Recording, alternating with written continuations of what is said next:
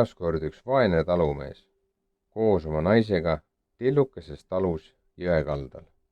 Talumees karjatas lambaid ja tema naine kasvatas väikeses aias köögivilju. Nende elu oli väga raske ja süüa polnud kunagi piisavalt. Ühel päeval läks naine turule köögivilju müüma ja märkas müügil üht notsut. Notsul olid selja peal väikesed ja töntsakad justkui valgetest hanesulgedest tiivad. Kõik ülejäänud sead õnnestus mul maha müüa, kuid keegi ei taha seda tiibad ega notsut, kurtis loomamüüja. Notsu nägi väga õnnetu ja kurb välja. Taluniku naisel hakkas seast kahju. Ma ostan ta ära, ütles ta. Ehk saame ta ära süüa, kui ta veidi juurde võtab. Müüja sidus seale nööri kaela ümber ja andis selle otse taluniku naise kätte. Ei või iial teada, ehk toob see siga teile hoopis õnne ja rikkust, lausus ta. Taluniku naise üllatuseks tõusis siga lennates õhku ning ta pidi nöörist kõvasti kinni hoidma. Taluniku naine läkski niimoodi koju, siga nööri otsas lendamas, nagu õhupall. Talunik polnud kuigi rõõmus, kui nägi, mille peale naine nende viimase raha kulutanud oli. Naine võttis seal nööri kaelast ja viis looma majja. Siga lendas mööda tuba ringi, ajas asju ümber ja tema sõrgade jälgi oli terve lagi täis. Ära muretse, me söödame ta paksuks ja sööme siis ära, ütles naine oma mehele. Peagi kasvas lendav siga aga nii suureks, et ei mahtunud enam majja ära. Talunik viis sea õue ja ütles talle, anna meile andeks, aga meil pole sulle enam süüa anda. Siga lendas üle mägede kaugele ära. Järgmisel hommikul ärkasid talunik ja tema naine veidra vinguva häälekese peale. Lendav siga oli tagasi. Ta oli nende akna taga.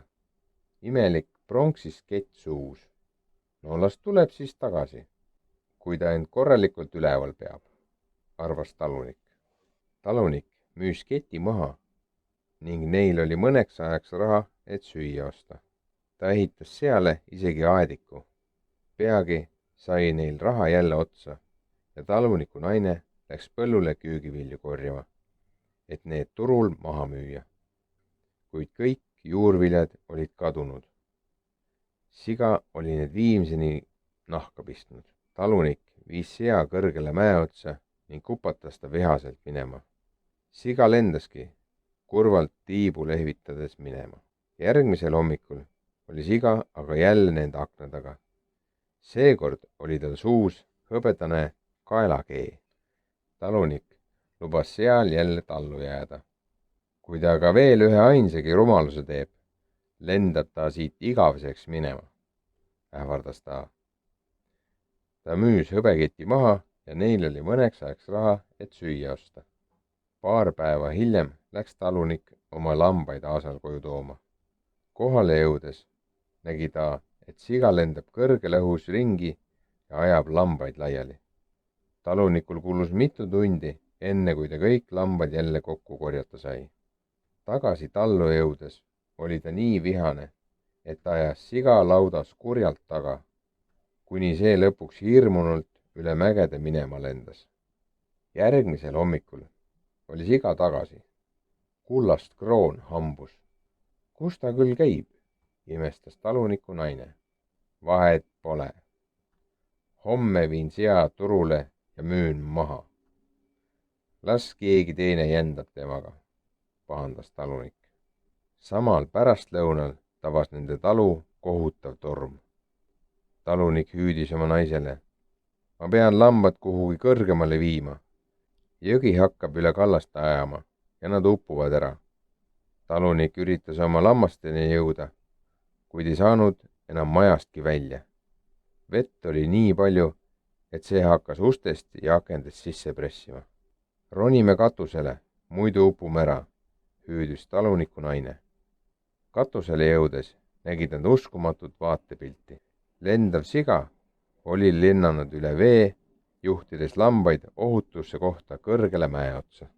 Vesi tõusis muudkui kõrgemale ja kõrgemale, kuni jõudis ka maja katuseni. Meie tund on tulnud, ütles talunik. Kuid just siis lendas siga nende juurde katusele. Talunik istus koos naisega sea selga ja nad lendasid minema, enne kui vesi katuse enda alla mattis. Siga lendas tükk aega, kuni jõudis ühe mägikoopa juurde. Selle sees oli suur varandus. Siit sa siis tõidki kõik need asjad, ütles talunik. Nüüd oleme rikkad.